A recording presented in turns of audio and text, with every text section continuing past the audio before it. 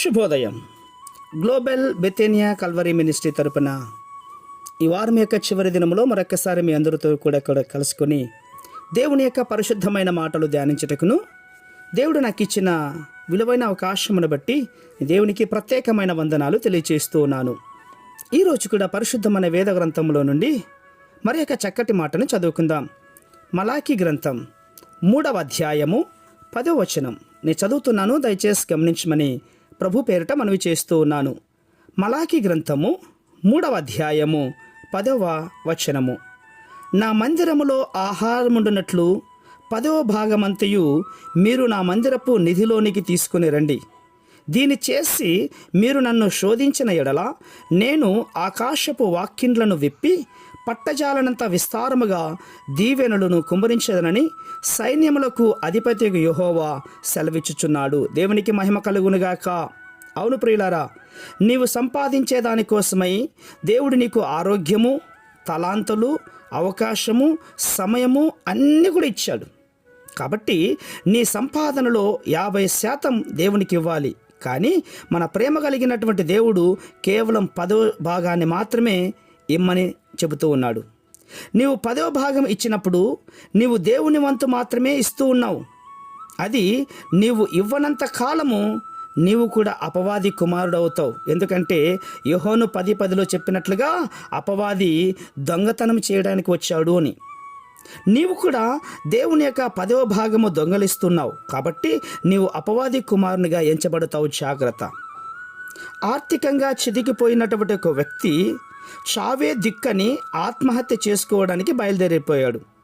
మార్గ మధ్యలో సువార్త సభలు జరుగుతూ ఉంటుండగా వాక్యం అందిస్తున్నటువంటి దైవ సేవకుడు, మీరు మీ సొత్తు కాదు, విలువ పట్టి కొనబడినటువంటి వారు అని మాటలు చెప్తుంటుండగా ఆ మాటలు విని దేవునితో మాట్లాడాలని గ్రహించి ఆత్మహత్య ప్రయత్నం చేసుకోవడం మానేసి వేదిక దగ్గరికి వెళ్ళి దైవ సేవకునితో ప్రార్థన చేయించుకుని ఇంటికి వచ్చాడు.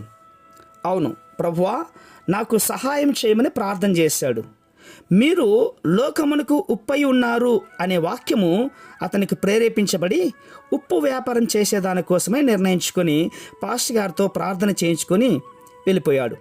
పాస్టర్ గారు ప్రార్థన చేసి, నీవు పట్టజాలనంత విస్తారంగా దీవించబడాలని, తప్పనిసరిగా నీ రాబడి అంతటిలో 10వ భాగము దేవుని మందిరంలో వేయుము అని సెలవిచ్చబడింది చెప్పాడు కూడా. ఈ వ్యక్తి ఉప్పు వ్యాపారం చేస్తుంటుండగా మొదటిగా 1000 రూపాయలు లాభం వచ్చిందట. అందులో 1000 రూపాయలు 10వ భాగము 100 రూపాయలు దేవునికి వేసేసాడు. తర్వాత అతని వ్యాపారము దేవుడు దీవించడం ద్వారా నెలకు 5000 రూపాయలు 10వ భాగం వేశాడంట. అంటే నెలకు 50,000 రూపాయలు సంపాదిస్తున్నాడన్నమాట. ఆ తర్వాత అతడుకు నెలకు 50,000 రూపాయలు 10వ భాగం వేశాడు. అంటే అతడు వ్యాపారంలో నెలకు 5 లక్షల రూపాయలు సంపాదిస్తున్నాడన్నమాట. జాగ్రత్తగా వినండి. నెలకు 5,000 రూపాయలు 10వ భాగం వేస్తున్నప్పుడు బాధ కలగలేదు. కానీ నెలకు 50,000 రూపాయలు ఒకేసారి కానుక పెట్టెలో వేయటం ద్వారా బాధ కలిగింది.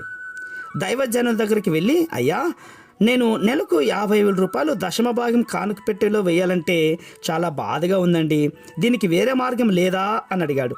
అందుకు ఆ దైవజనుడు, తప్పక ఒక మార్గం ఉంది. నీవు నేను కలిసి 3 రోజులు ఉపవాస ప్రార్థన చేద్దాం.